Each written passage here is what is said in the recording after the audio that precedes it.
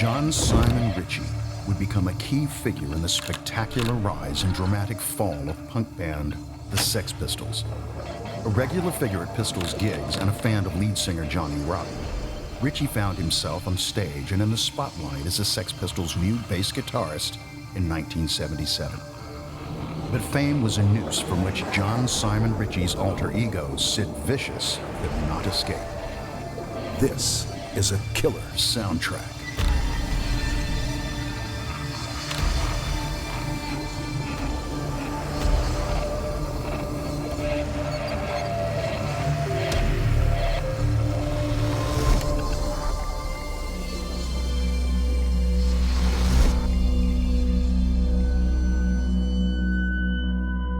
Sid and Nancy were the chaotic couple who defined punk's brief and explosive reign in New York and London. She was American and took across the Atlantic a heroin habit and a groupie's intention to latch onto a star of the new scene. And as an Englishman who had progressed from Sex Pistols fan to dysfunctional band member, he was a perfect fit. Sid Vicious and Nancy Spungen were tragic romantics who were locked in a mutually abusive relationship that always seemed destined to end in tragedy. I didn't believe he was a murderer. Obviously, I also was aware of the fact that proving it might be very difficult.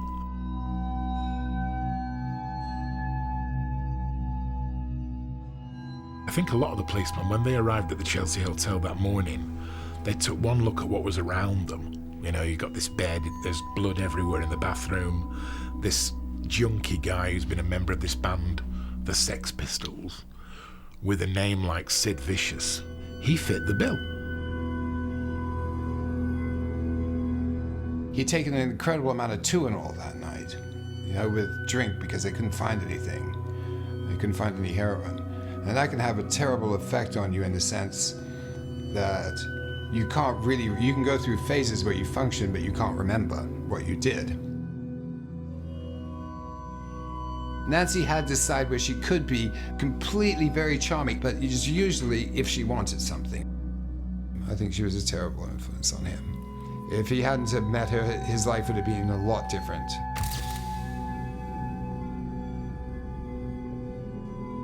In February 1977, the Sex Pistols, a punk band yet to release a record and under the management of music impresario Malcolm McLaren, were in need of a bass guitarist. Glenn Matlock's brief stint with the bass was over, and the Pistols, having already established something of a cult following, turned to one of their biggest fans to fill the void.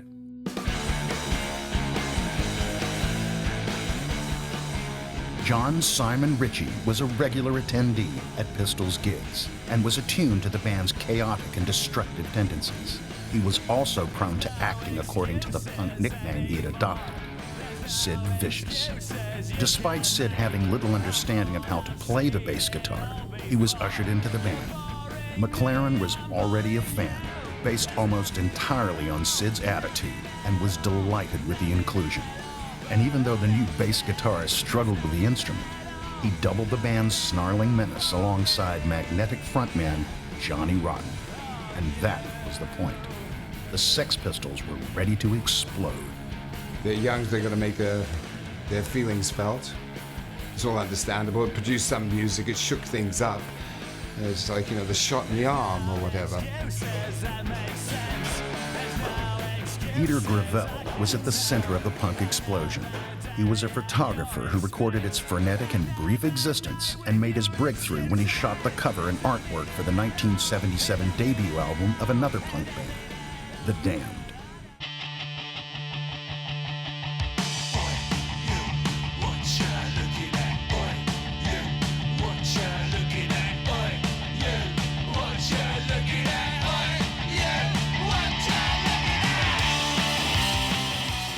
More than music, punk was a state of being, an anarchic subculture that threatened the status quo. Its disciples on both sides of the Atlantic Ocean rejected authority and embraced social discord. They wore ripped clothes and established a do-it-yourself fashion that emphasized their difference. Punk participants looked angry, and they were. The visit to London of New York band The Ramones in July 1976 was a catalyst for the punk explosion in England. The Ramones' performance, watched by members of The Clash, The Damned, and the Sex Pistols, fed into the angst of young Londoners living through hard times. In New York, venues like CBGB's and Max's Kansas City were regular haunts for the Ramones, and others such as the Dead Boys, Television, and Johnny Thunders and the Heartbreakers. In London, it was the Rainbow, the Roxy, and the 100 Club that shook to the punk sound and spoke directly to the city's youth. Malcolm McLaren, whose partner, designer Vivienne Westwood, was the owner of a popular London boutique, first tested the punk waters in New York with a brief management flirtation with the Ramones, before returning to London to take the reins of the Sex Pistols, a band that would blow the roof off the British music scene. In October 1977, the year of Queen Elizabeth's Silver Jubilee, the Sex Pistols released Nevermind the Bollocks, an album that took a defiant swipe at the establishment.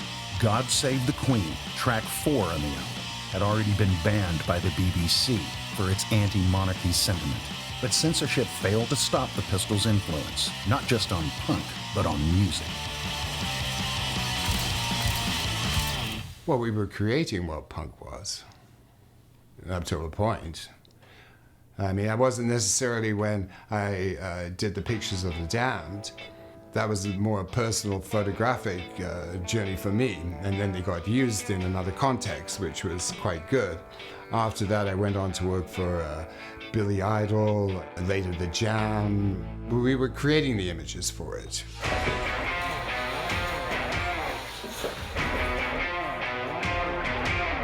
I like this. This is one of my favorite pieces.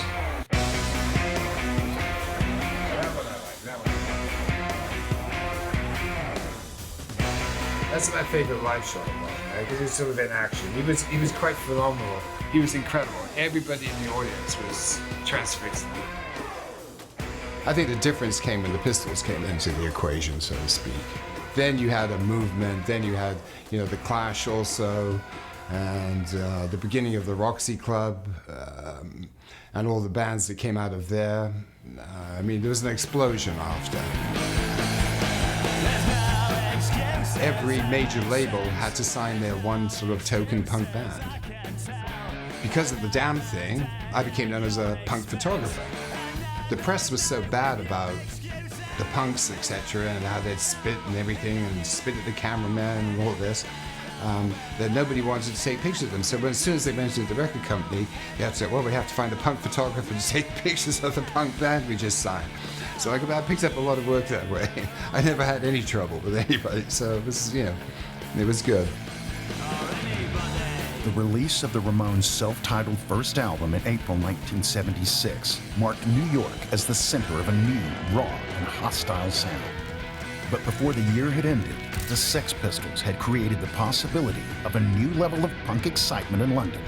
A fight between audience and band members at the Nashville Room, a popular punk venue in West London, brought punk's scowling image into the public eye through coverage in the music press. Johnny Rotten's disdain towards the audience, which included spitting into the crowd at almost every gig, was strangely alluring to an angry young population. The band's defiance was made loud and clear during a December 1976 TV appearance, when guitarist Steve Jones shocked the nationwide audience. Encouraged by host Bill Grundy, Jones swore repeatedly during the live appearance, prompting a backlash from the media and the public.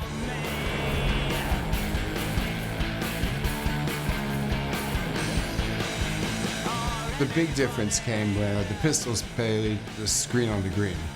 That was actually Sid's first gig as a Pistol. They put on a remarkable show.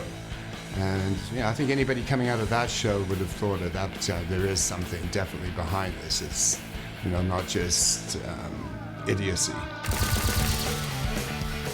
But even before Sid Vicious's elevation into the band, the Sex Pistols had gained credibility amongst a young population rebelling against authority. Across the Atlantic Ocean in New York, the seeds of influence had already been sown. Vicious was impressed by bands such as the New York Dolls, the Ramones, and especially guitarist Johnny Thunders. Australian drummer James Baker witnessed firsthand punk's furious ignition in New York, and the blazing trail that lit up London. It would change his life. I was just looking for good rock and roll music. I wasn't expecting to find what was happening in England. I saw the whole punk thing as a great celebration of rock and roll, a great second coming of here we are, we're the new kids on the block, we're going to take over. And they did. All those bands knocked me out, you know. This is what I come for in life. It made me want to go and do it myself. In 1976 it was quite a small scene. You could go and see the Damned and that down the local pub, maybe 150 people or something. Some of my great memories are seeing those bands play in those small little pubs and that, both in Manhattan and in London. Baker would return to Australia to play in punk band The Victims, and later with Beasts of Bourbon and the Hoodoo Gurus. His inspiration was the punk attitude he felt in New York and London. Witnessing the energy of a Sex Pistols gig had left him wanting more. I only saw them once. I saw them without Sid Vicious. It was Glenn Matlock playing. They played an unannounced gig at a place called Notre Dame Hall in Leicester Square. It was on a Tuesday night. It was free to get in. It was just the Sex Pistols, no support band, and they just played. See, I always saw the Sex Pistols as a great rock and roll band, and they made people happy, smile, dance, jump up and down. And they helped tear down the barriers of boring progressive rock.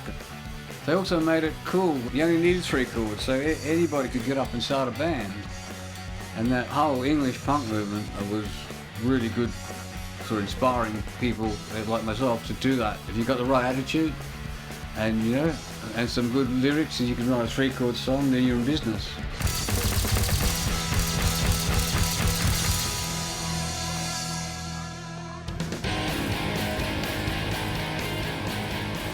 Baker made the punk scene his home for more than a year, soaking up energy at gigs and sharing time at local bars with band members, such as Shane MacGowan, who later formed The Pogues. I knew some of the musicians. I used to go to gigs with Shane MacGowan. He was like a drinking buddy friend of mine. And Brian James lived down the street from the Damned, and I knew all these people to say hello to, you know? In a brief encounter in 1976, Baker saw a side of John Simon Ritchie at odds with the man he would become. I met him on a bus. I was going down to Chelsea. I was actually going down to the sex shop, you know, Malcolm Clarence shop. And so was he. And he sat down next to me because I had a New York Dolls t-shirt on, and he started to talk to me about the New York Dolls. And he told me that Johnny Thunders and the Heartbreakers were coming to London in December or something. His name was John, so the name Sid Vicious was never mentioned. He was a nice guy to me. He was like a sweet kid, you know, like his main passion was rock and roll. That's all I talked to him about, was rock and roll. Rock and roll was also a major source of motivation for Baker, and a chance meeting with Joe Strummer, guitarist and singer with The Clash, resulted in an audition as punk lurched towards full throttle. Joe said, I was looking for a drummer, and I said, I can play drums. This is a Friday night, and he said, oh, can you come tomorrow? And I go, oh yeah? I met him at midday at the rehearsal farm they had in Chalk Farm there at the back of the Roundhouse there in London. I went at 9 o'clock and bought some drumsticks. I was just practicing on my, that's the only practice I got, on my knees on the train on the way there. I couldn't really play that good, and they jammed on White Riot and London's Burning. I played a lot of energy, and I tried my hardest, but I couldn't play that well to do it. They said, thanks for coming. And I saw Strummer like about 4 months later. He said, they still haven't got any money. Have you been practicing? Come back and have another shot. But I was out of money and penniless, and I was booked to go back to Australia the next day. But I hadn't been practicing, so it wouldn't have made any difference. Practice appeared not to adversely affect opportunities for Sid Vicious. His erratic behavior and aggressive dancing were features of Sex Pistols gigs. And when Glenn Matlock left the band, Sid Vicious made the transition from fan to Sex Pistols member. Well, he got them known a little bit more, I suppose. Musically, I don't think he had any impact at all on them. His contribution was more in image. you know, because he couldn't really play as well as Clem Matlock, but he wanted the image that they wanted at the time. In Hollywood in the sort of 50s and 60s, probably even in the late 40s, there were a number of stars who were given stage names because their own names didn't live up to this remarkable Hollywood dream, Marilyn Monroe being a great example.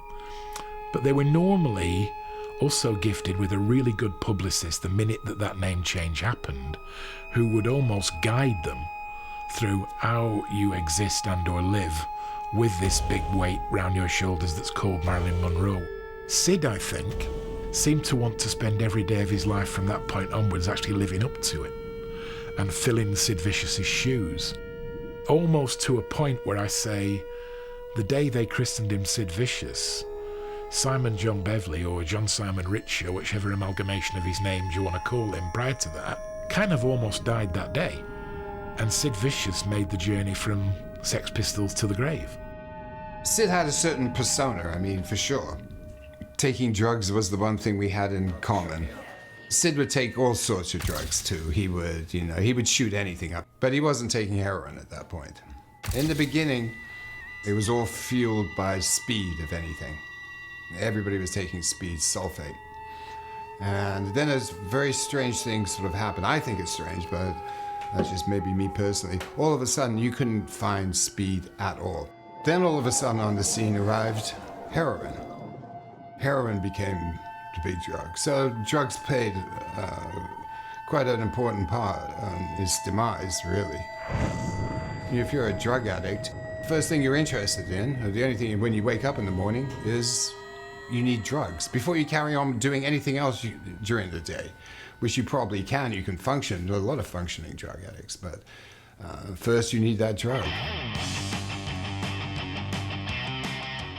When Malcolm McLaren declared Sex Pistols lead singer Johnny Rotten was the voice of punk and Vicious was the attitude, the young upstart was all too willing to accommodate. Often out of his mind on drugs and alcohol, Vicious took his antics onto the stage. The determination of Sid Vicious to live up to his mantle had no boundaries. Him cutting himself up on stage, stupid. But that's, get as much attention as I can. Iggy had done it, so why can't I? In a way, he drifted from his original spirit of rock and roll that he loved. To me, all the violence and cutting himself up would have become more important than trying to sound like Johnny Thunders, which was his idol. Baker saw a side of Sid Vicious that had been lost in a history now stained by tragedy. Aside from witnessing a man immersed in rock and roll, Baker also remembers a considerate character whose aggressive nature was not always destructive. I'd see him at gigs and have a beer with him, and one night he stopped me skinheads from beating me up in the toilet. For no reason, of course, they wouldn't need a reason. And Sid Vicious came in, and John, you wouldn't call Sid then. He just said, "Leave this guy alone. He's cool." He had a bit of a reputation with those guys, so they respected him. But Sid's reputation was changing, and his violent episodes, fueled by his increasing drug use, became more frequent. I can't really explain that. There's a lot of drugs involved there, I imagine. He probably just believed his own publicity and changed to a person that I probably wouldn't recognise, like a year later probably. I remember going over to somebody's house to cop drugs again. This guy he had this big staircase that went up to his place, and he wouldn't let us in the beginning because Sid was with us. I don't know why, but he didn't want Sid in. And anyway, so eventually he let us in. We got through the door and everything. And there was a mirror at the bottom of the stairs. Sid picks this thing up and throws it up the stairs at him. Bloody stupid, okay? Even more stupid, the guy picks it up, it breaks when it lands upstairs. He picks up a piece of the glass and flings it back down at Sid, and it misses him by about this much. It would have killed him. He was important to punk in the sense that he's the pin-up boy. certainly was a punk rock figure. He brought punk rock into what people associated punk rock to be, and not necessarily in a good way, you know? They brought him into the band more for his presence. But anyway, he found himself in the band. His wish had come true. He was a Sex Pistol, great. But the big thing that really annoys Rotten now is that Sid is a bigger icon than himself. And that really shouldn't be the case, but it is. Sid Vicious's path to destruction was almost complete when Nancy Spungen came stumbling into his life. Raised in Philadelphia, Spungen was diagnosed with schizophrenia at just 15. She was a temperamental but highly intelligent child who was prone to violent outbursts. At 17, following a failed attempt at university, she moved to New York and made a living as a stripper. In 1976, Nancy Spungen headed to London, apparently intent on latching onto one of music's new stars. Like Sid Vicious's mom, Ann Beverly, Spungen was also a heroin addict. After lead singer Johnny Rotten had shown no interest in Spungen's advances, she turned her attention to Sid. Up to the time he met Nancy, Sid was pretty sexually naive. Okay? And then he meets this full-on, ex-groupie, ex-hooker, blah, blah, blah, who, I don't know, but up on his cruise, shows him how everything works. She came to London to try and become Johnny Rotten's girlfriend. And Rotten took one look at her and went, not interested. And then she was passed across to Sid. And she was probably the worst car crash Sid could ever have got involved with.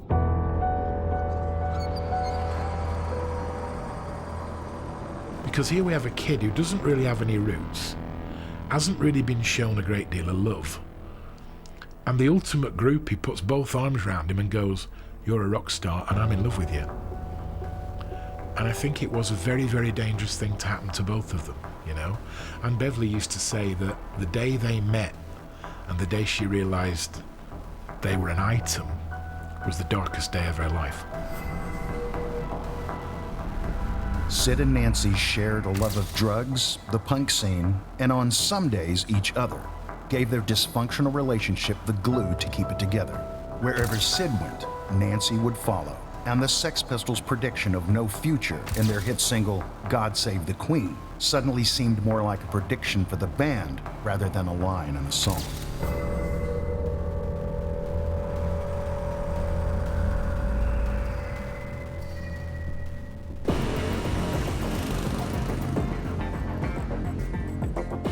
This is Denmark Street. Would have been known in London in the 60s and 70s as Tin Pan Alley. I guess less so now because the musical involvement is lessening, but it's still a fair amount of it here too. Number 6 across the road there is actually the Sex Pistols rehearsal room, where Sid, Nancy and indeed the band would have been on a fairly regular basis throughout 1977. It's all still happening, if you like. It's all still around in that respect. In West London, the residential district of Maida Vale, now known for its affluence and home to wealthy families, was a magnet for artistic flair as punk took hold. By the 1970s, one particular street that had been hit by a powerful bomb during World War II was primed for cultural detonation. This is Pindop Mews, West London, Maida Vale, W9 postcode, which in the present day means quite a big mortgage to live around here. It's hard to believe now, but this mews in the 1970s, behind me was the home to Sid Vicious and Nancy Spungen, but also on what was a rather derelict part of London at that point in time, we had Johnny Thunders and Jerry Nolan from the Dolls, Topper Headon from the Clash lived just over there, and a couple of the guys who worked for Molecomb lived down the bottom there. So, oddly enough, in 1977, this rather posh mews was known as Heroin Alleyway, or the Shooting Gallery. In October 1977, the Sex Pistols released Never Mind the Bollocks, an album that showcased the band's anger, energy, and defiance. Having been dumped by record label EMI, which cited adverse publicity for the decision, the album was released on Richard Branson's Virgin Records. Just over 3 months later, and following a failed tour of the United States, Johnny Rotten left the band and the Sex Pistols' reign was over. By then the Pistols had gone, Johnny Rotten had left the Pistols. Sid had no band, he couldn't play in England. Nancy wanted to become his manager. She was going to take Sid to New York to be a big star. But anyway, I never listened to what Nancy said, it was awful. But, they ended up in New York. But before heading across the Atlantic, Sid Vicious, urged by Spungen to continue his own punk career, signed off from life in London with a gig of his own in August 1978. Just behind me is a pub called the Prince Alfred, still here in Maida Vale, London, just round the corner, in fact, from Pin Muse. And it was there in 1978 that one night Sid Vicious and another local Sex Pistol to this area, Glenn Matlock, were sat having a beer, and they realised they didn't actually hate each other and thought it would be fun to do a gig together. The band, of course, which featured Sid Vicious and Glenn Matlock, along with Steve New from the Rich Kids and Rat Scabies of the Damned on drums, was called the Vicious White Kids. Apparently the name comes from the fact that Sid was Sid Vicious, Glenn Matlock and Steve New were just about still in the Rich Kids, and at the time the Damned didn't actually exist, and Rat was playing drums for a group called the White Cats. The gig was the reason that Sid and Nancy got to America. It raised them money for the flights and the first weeks of hotels, and it was played in Camden at the Electric Ballroom and was happily titled Sid Sods Off. Sid and Nancy's new beginnings in New York were troubled from the start, and the promise of a revitalized career failed to eventuate.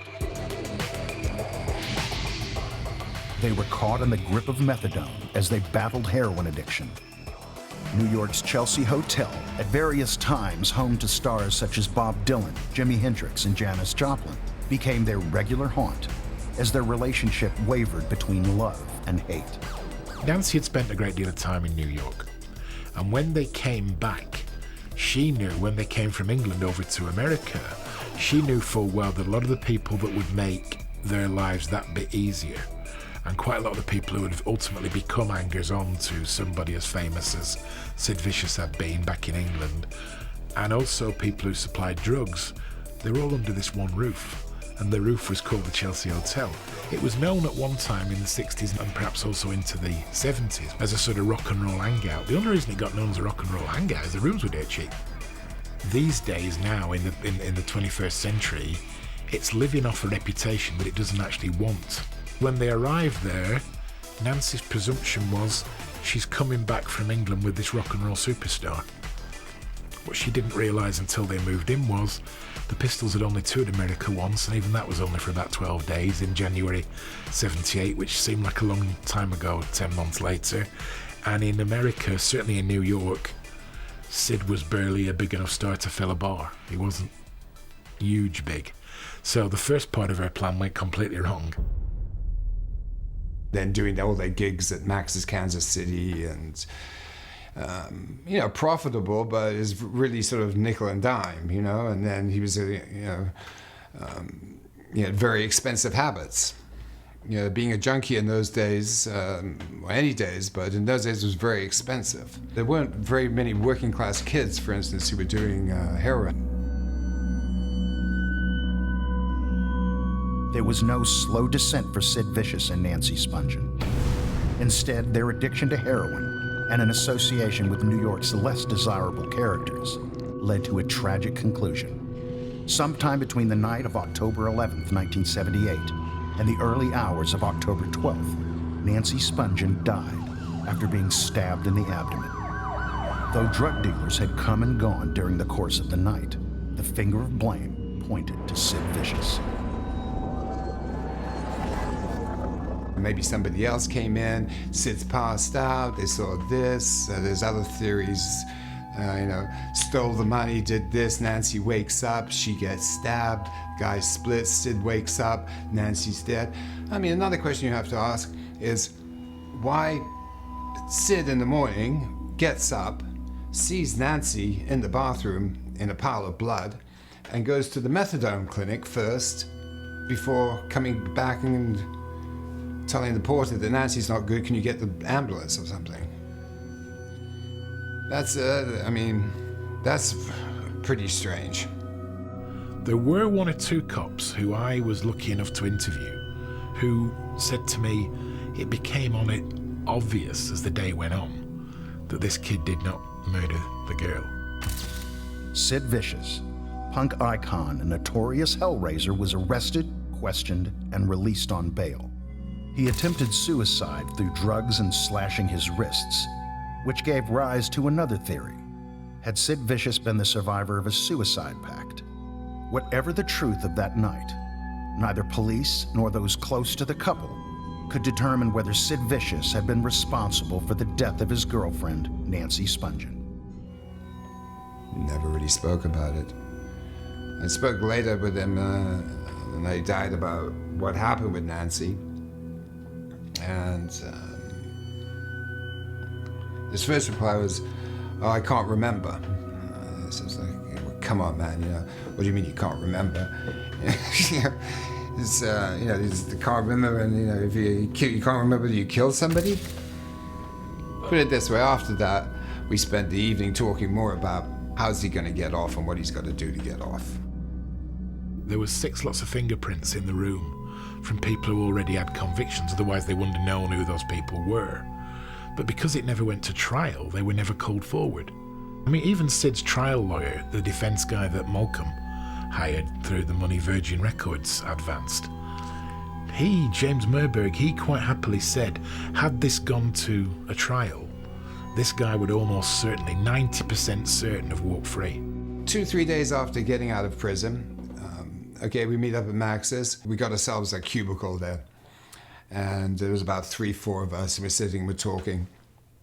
And some guy comes over, this huge guy, big guy, comes over the table, leans over the table and goes, so you think you're so vicious, And I'm sort of like nudging him, saying, yeah, forget it. Okay, guy, thanks a lot. Bye, okay, thanks, laugh it off or something. Sid, all of a sudden, takes it personally. He started to play. He started to believe his own hype, It's like, I am the vicious, I'm going to get him. It's just like, sit down and ignore this guy. But no, there had been a change. He was believing his own myth. Whether real or imagined, the beast that was brewing inside Sid Vicious came storming out at their next drinking stop. We go down to Hurrah's nightclub in New York, someone's playing, and that's where the incident with Patti Smith's brother happened, where, he glasses him in the face. I mean, completely out of the blue. 4 of us there, there's hardly anybody in the club. There's music blaring super loud. We walk around, the next thing he smashed a glass in somebody's face. I mean, absolutely, another stupid thing to do. Unbelievable. Yeah, and what happened? Of course, they know who did it. We dragged him out of the club. It's like, Sid, what the fuck are you doing? Dragged him out of the club. But, the next day he gets arrested again. Back inside again. Sid Vicious spent 2 months in Rikers Island prison complex before being released again in February 1979. By coincidence, his friend Peter Gravel, who was at the jail to provide support to another acquaintance, was on hand to meet him. What Gravel saw was a desperate Sid Vicious, who'd asked his mother, Ann Beverly, who was also at the prison to meet him, to bring him a fix. The mother had picked up some heroin for him. So, you've got to remember, I have to say, that I was a functioning heroin addict at this point too. I mean, I was sort of functioning as well as I could, but I was a heroin addict. I think at this particular time I hadn't taken heroin for about a week or so. I was trying to keep away from it. Anyway, so I bumped into it. Anyway, we end up going over to the apartment, doing heroin. Of course, I do some with him. I get caught back into it again. We do the heroin, nothing. Sid Vicious was desperate for a high and begged Peter Gravel to do what he could to source more heroin. After a series of phone calls to known dealers, Gravel had what his friend needed and returned to Sid Vicious's apartment. His mother was there, Sid was there, and his new girlfriend. So Sid does some of the heroin. He does too much because he's a pig. Okay? So for the next 3-4 hours, I have to stay there, making sure that he doesn't, go any blue when he comes round. Which he does, okay? And it's not one of these cases, I know they say, oh, well, they come round and then they die after. No. He was okay when I left. It was about 2 in the morning. And there was still a bit of heroin left. And he asked me for more heroin. I said, no, there's nothing more. Okay? I didn't want him to do any more. Okay, he'd just come round. He said, no, there's nothing else. Anyway, I gave what heroin was left to his mother. I said, okay, look, this is what's left of it, okay? But don't give him any more tonight under any circumstance. He's had enough. You see what happened?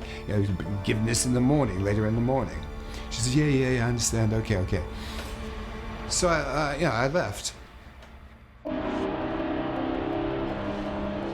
It was the last time Peter Gravel would see Sid Vicious alive. Despite his concerns that Sid should not be allowed to take any more heroin, sometime in the early hours of February 2nd, 1979, he did, with fatal consequences.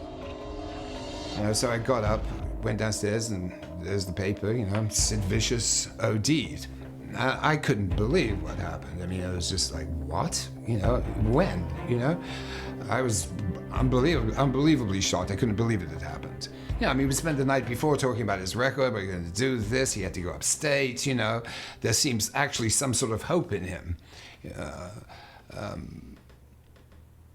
And then the next day he was dead.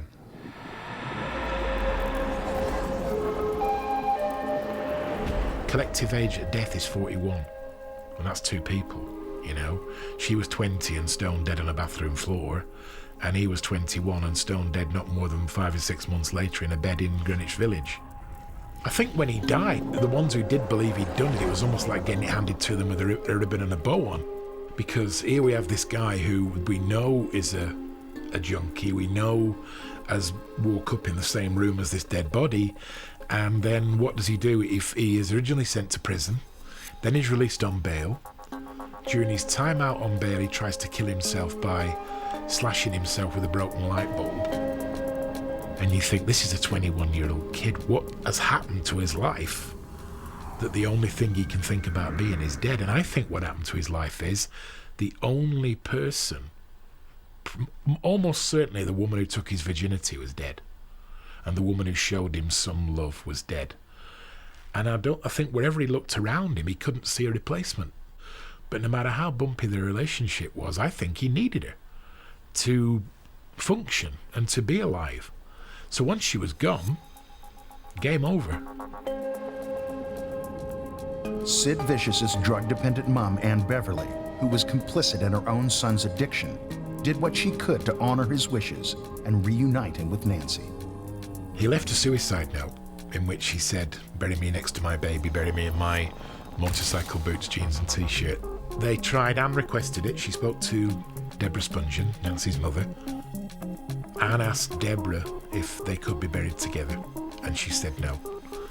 Nancy was buried in St. David's Jewish Cemetery in Philadelphia, and a friend of Anne's found out where she'd been buried. So Sid was cremated in New York on a very snowy evening just after the end of February in 1979. Anne Beverly, Arlene Polk, Jerry Onley and 2 or 3 other people jumped into a car and drove from New York down to Philadelphia. They found the cemetery and Anne went over the fence with the ashes, came back crying, and Anne's sister, who was there, Renee, said to Anne, you're crying, where's the ashes? She said, they're together now. And she scattered Sid's ashes on Nancy's grave. Although Sid Vicious had been on a path to destruction, and his story always seemed destined for a controversial conclusion, doubts remain over the circumstances of his death. I mean, there's only 2 possibilities, really. Somehow he got hold of what heroin was left, and what heroin that was left, it would have been really hard to have killed somebody with what was left. There wasn't that much left. So, did somebody get some more? I don't know. Did his mother give in to Sid's persistence that, yes, so there must be some more, and give it to him, and he shot it up? Or did somebody come in and give him an injection of what was left while he was sleeping or whatever, and he passed away? I think after this incident, I really wanted nothing to do with the music industry at all after this. It's a pretty disgusting business. Had it gone to trial in 1979, and had he got off, Malcolm, and this is perfectly true because I've had it from the very man's lips, he's shown me Fasamal contracts and reproductions and stuff, and he'd had big offers from Vegas to take Sid straight to, once exonerated, straight to Vegas, and he wouldn't have needed to have sung a single note of a single Pistols song. He could have got away with doing cover versions all night, and it could very well have been that Sid could have become the darling of the strip, who knows? But again, why would people have gone to see this not too talented guy with only 3 singles to his name? More than likely because he just beat a murder rap. As soon as you get a dead rock star, you get an enterprise, you get a business. They've joined that kind of James Dean, Marilyn Monroe, live fast, die young, leave a good-looking corpse club. That's almost like the fruit machine that never stops paying on 3 lemons. Every time you pull that angle, there's money comes out. And I think with Sid and Nancy, probably more so than quite a lot of other people who were in that club, they knew that club existed and they were quite happy to join it. A chaotic relationship built on heroin addiction was hardly conducive to a perfect bond. Sid and Nancy fought regularly. They were mutually abusive, and yet they seemed to epitomize what it meant to be punks in love. The abrupt end to their connection through death and overdose seemed predetermined.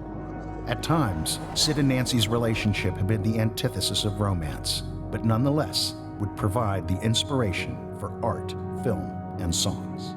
Then, of course, the Ramones later on, who Dee Dee certainly had lived at the Chelsea Hotel. They had the song Love Kills. Joe Strummer later on for the Alex Cox film, Sid and Nancy with Gary Oldman, he wrote a song called Love Kills also. And we're fascinated by something that we won't touch.